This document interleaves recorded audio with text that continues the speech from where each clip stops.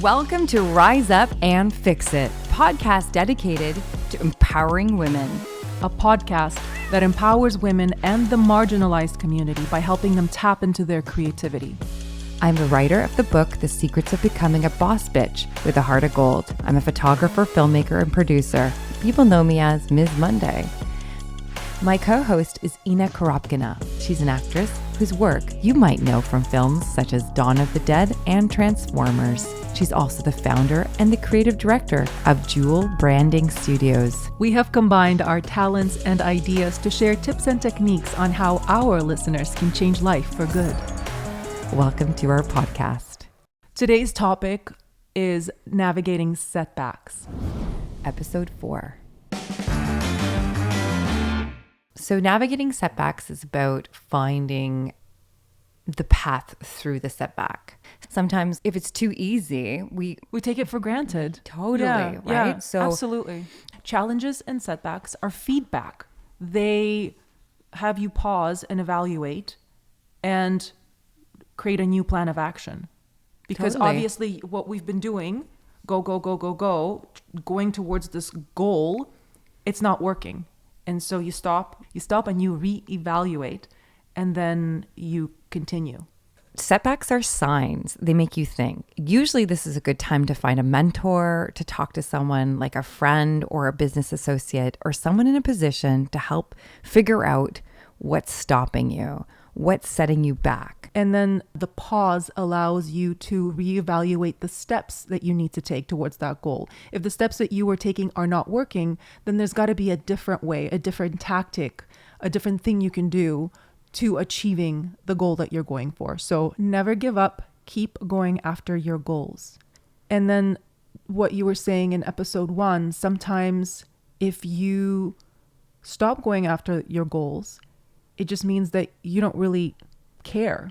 Like it's not something that you care to achieve. So then you really have to get intimate with yourself and really think, what are my goals? What will truly make me happy? Because sometimes we go after goals just because it's somebody else's idea. Oh, yeah. Right? Yeah. Their idea for you, their vision for your life. No, have your own life, have your own vision. Oh, for sure. We can get very muddled by other people's opinions and desires for us. I've done that before in my life. Like, obviously, I think most of us have done that before, where we've judged someone based on our own thoughts or perceptions of them. But I do have a really cool story. I don't know if I've ever told you this story before. Have you ever heard of the designer Annette Bing?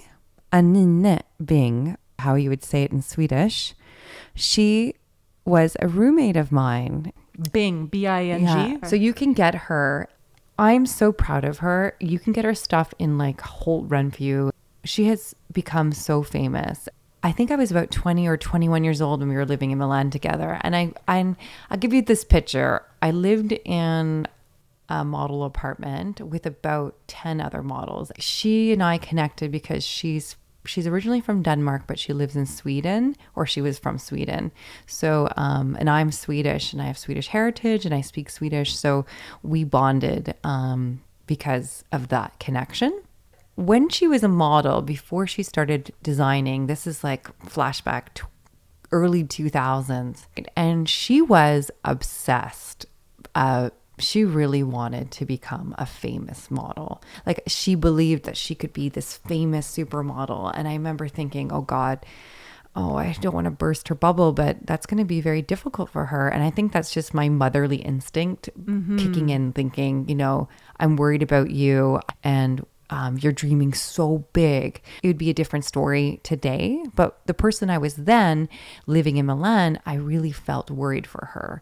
And then just a couple years ago, this is like flash forward 15 years. Yes. I was on Instagram and I remember like finding her through connections of friends on my Instagram, and she was with Rosie Huntington.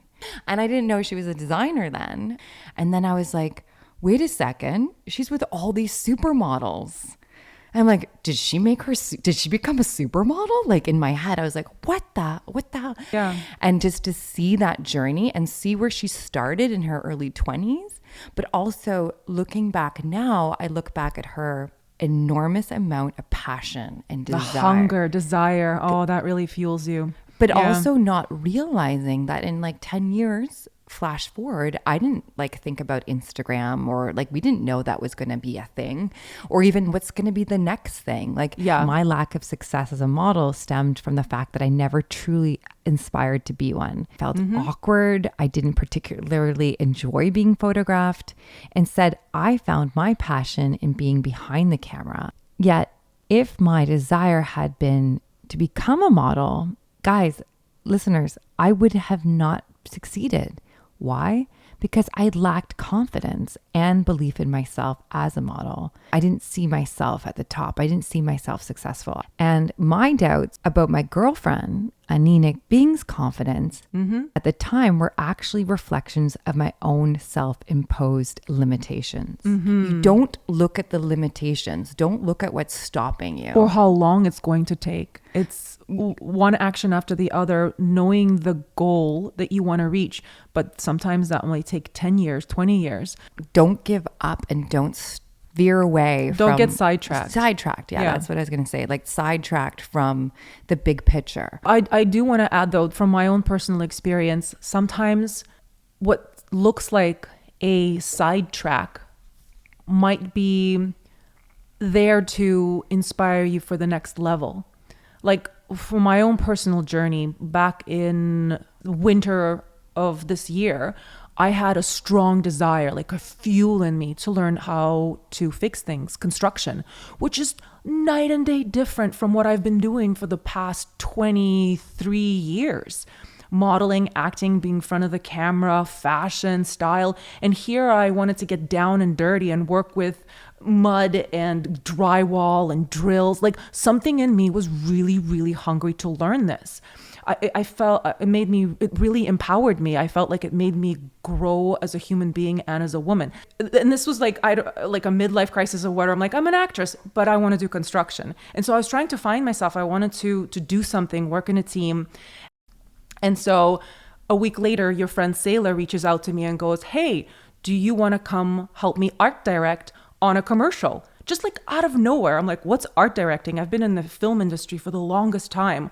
I show up on set, everything's done for me. I know what a director does, what a writer does, but art directing, it's creating a beautiful space. It's like interior design. You build a beautiful space for the actor to act in. The space is a character in itself because it tells you the story. Where the character lives defines the character. So anyway, so from there, being on set, doing these commercials, creating these spaces, I thought to myself, I love being on the set. I miss being on the set because as an actor, the luxury of showing up on set is so small. Unless you have a series, like you're lucky enough to book a series that's constantly going, the life of an actor is you're constantly auditioning. You're constantly on a job hunt for the next role.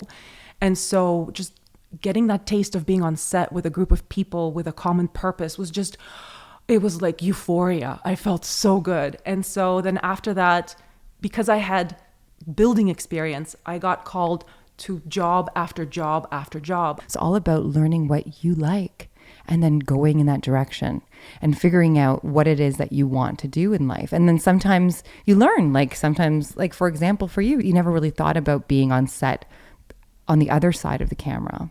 Not as an actor, but as a crew member. And then you got a taste and then you realized that's something that you like to do as well. My ex-husband was a filmmaker, and like being on set and seeing like films being made and then doing photography and just like being immersed in it just created that passion for myself. So I understand where you come from. Like it's about figuring out what you want within all your experiences, but then staying focused and driven. Or you can have a life where you're constantly creating and moving and changing direction. I mean, who to say what it is that you like? I keep saying, yeah, create, focus on a big picture, but that's only if you desire extreme wealth and extreme success. Maybe that's not what you're desiring. Maybe you're just desiring a fruitful, exciting experience. Yeah, it's being very honest and intimate with yourself, sitting down and going, who am I? What do I truly love to do? And then figuring out how to do that as a job And then the job doesn't feel like a job. It feels like play. You just show up to play and you make money and you pay the bills and you're living a happy existence. So, yeah. But then there's also setbacks that happen, not just setbacks that are manageable. There's also setbacks like losing a job or not having financial or health security or health, or you get sick and then you have to navigate through that. Yeah. So how do you do that? And I think, so there's lots of things you can control and there's things that you can't control. So for example, like we just went through a pandemic. Like I think nobody saw it coming. Yeah, no one saw it coming. Yeah, that was a new way of existing. You had to roll with the punches. Totally. It was emotional. It was hard. And some people got through it and some people are still suffering. Like, you know, there's a lot of things that came out of that were either positive and there was a lot of negative. But how do you navigate something like that? You just do. You have to. And it makes you grow as a human being. Every challenge that life presents you with, you rise to that challenge. The universe has a certain purpose. There's a method to the madness that is this world. And going back to what we've talked about before, just having trust that whatever is happening for a reason.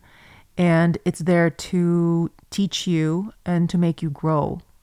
That kind of positive outlook really lightens the load of the challenge, the load of the setback. Mm-hmm. That we're so focused on the way life is that when a setback happens, you have to stop and consider the way that you've been operating, and is there a better way?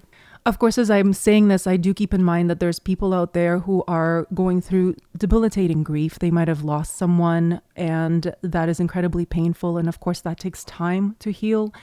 And there's also people out there that do have clinical depression, and it's important to get that diagnosed. And so what we're talking about here is outside the realm of those kinds of experiences. We're here to empower people to tap into their inner strength and inner power through creativity. And yeah, that's outside the realm of clinical depression and debilitating grief.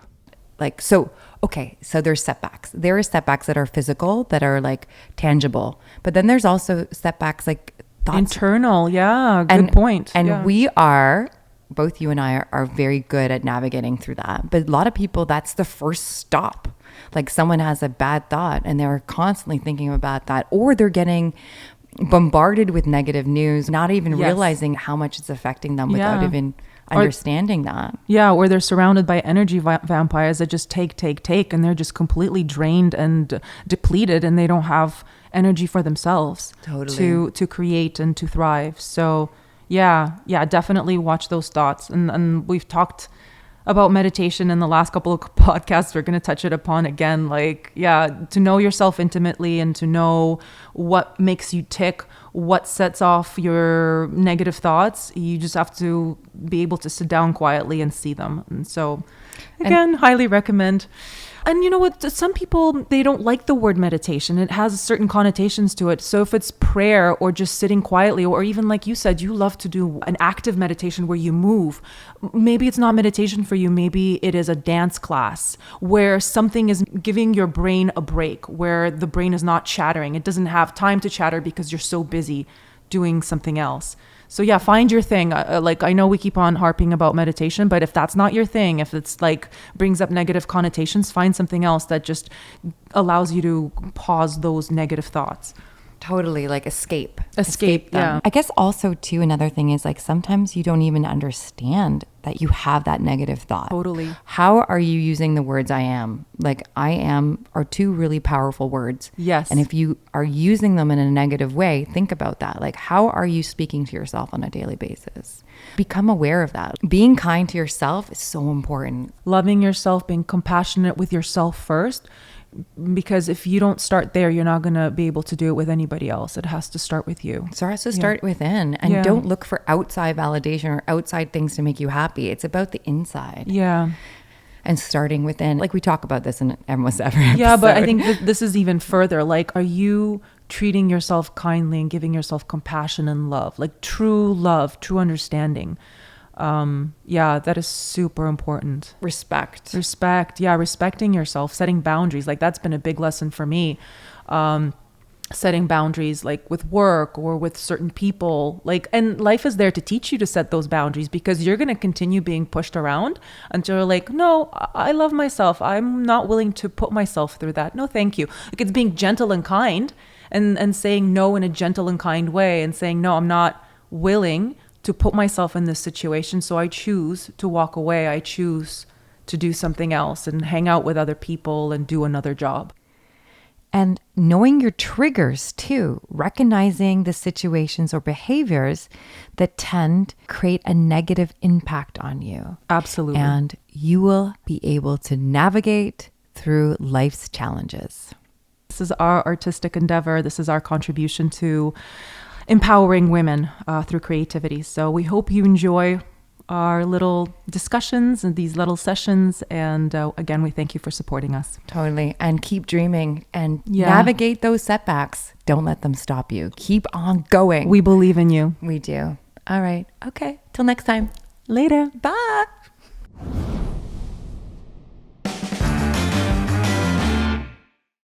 Welcome to Rise Up and Fix It, a podcast dedicated to empowering women.